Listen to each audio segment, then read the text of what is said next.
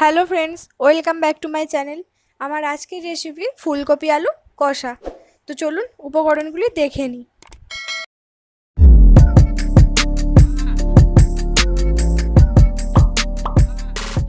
নিয়েছি ফুলকপি, আলু আর টমেটো কেটে নিয়েছি। হলুদ গুঁড়ো, লঙ্কার গুঁড়ো, লবণ, চিনি, আদা রসুন বাটা, আর লাগছে তেল, গরম মশলার গুঁড়ো।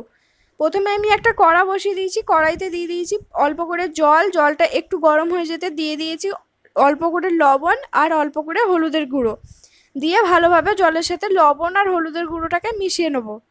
মিশিয়ে নিয়ে একটু গরম হয়ে গেলে এর মধ্যে আমি যে কপিটা আর আলুটা কেটে রেখেছিলাম সেটা দিয়ে দেবো। দিয়ে এইটা আমি হাফ সেদ্ধ করে নেবো।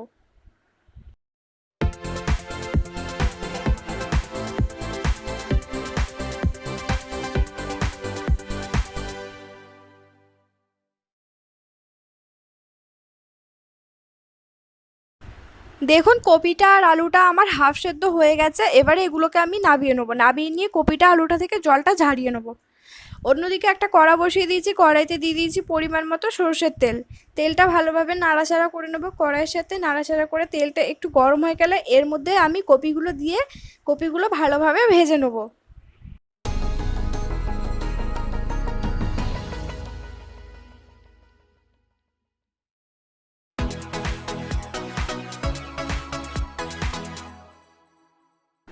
দেখুন আমার কপিগুলো ভালোভাবে ভাজা হয়ে গেছে। এবারে কপিগুলোকে আমি তুলে নিচ্ছি। এবারে ওই তেলের মধ্যেই দিয়ে দেবো সেদ্ধ করে হাফ সেদ্ধ করে রাখা আলুগুলোকেও দিয়ে আমি ভালোভাবে ভেজে নেবো।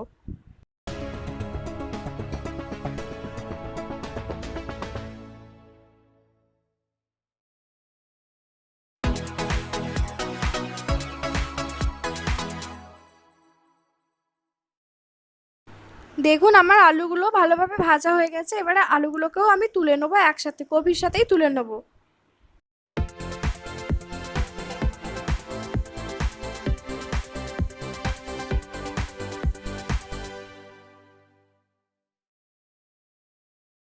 এবারে ওই তেলের মধ্যেই দিয়ে দিয়েছি আমি একটা মিডিয়াম সাইজ টমেটোকে কুচি করে রেখেছিলাম, সেটা এর মধ্যে দিয়ে দিলাম। দিয়ে টমেটোটা একটু ভালোভাবে ভেজে নেবো।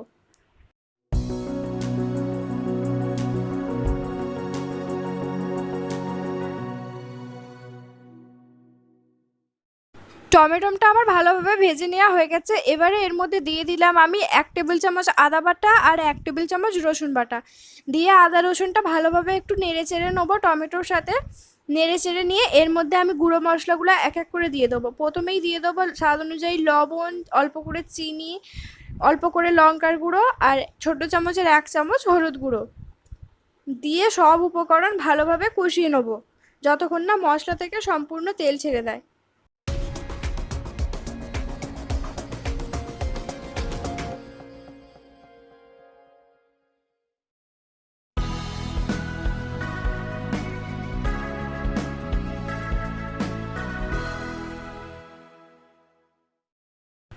তো দেখুন আমার সব উপকরণ ভালোভাবে কষিয়ে নেওয়া হয়ে গেছে। এবারে আমি যে আলুটা আর কপিটা সেদ্ধ করে ভেজে রেখেছিলাম সেই আলুটা আর কপিটা এর মধ্যে দিয়ে দিলাম। দিয়ে মশলার সাথে কপিটা আলুটা ভালোভাবে 2 মিনিট কষিয়ে নেবো। কষিয়ে নিয়ে এর মধ্যে দিয়ে দেবো পরিমাণ মতো জল। যেহেতু আমার আলুটা হাফ সেদ্ধ হয়েই গেছে আর ভাজাতেও আমার কিছুটা সেদ্ধ হয়ে গেছে, তো জলটা অল্প করেই দেবো। এবারে আমি জল দিয়ে দিলাম। জলটা দিয়ে ভালোভাবে নাড়াচাড়া করে নেবো। নাড়াচাড়া করে এটা ঢাকা দিয়ে আমি 3 মিনিট থেকে 4 মিনিট হতে দেবো সেদ্ধ।